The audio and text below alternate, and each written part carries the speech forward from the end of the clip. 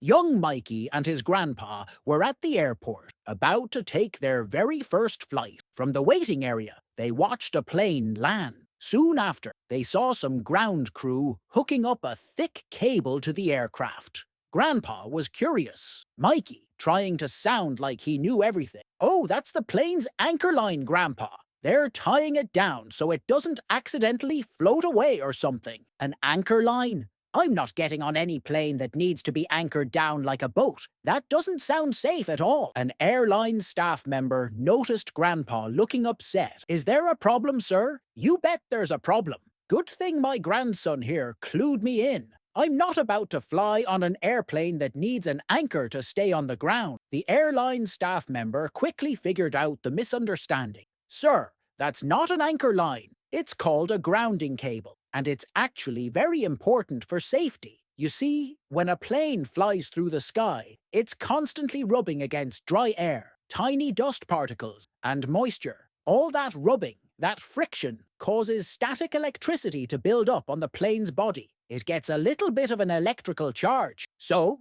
what's the big deal about a little static? Well, the big deal happens when we refuel the plane. If there's still a static charge on the plane, it could create a tiny spark when the fuel nozzle gets close, and a spark near jet fuel. That could cause a fire. So, this grounding cable is connected from the plane to the ground. It lets all those built-up static charges, all those extra electrons, flow safely out of the plane and into the earth. The plane becomes electrically neutral. That way, there's no chance of a spark when we're pumping in the fuel." Grandpa was still a little embarrassed that Mikey had given him such a wild idea, but he was also relieved and fascinated. He'd actually learned something new and pretty interesting about how airplanes work.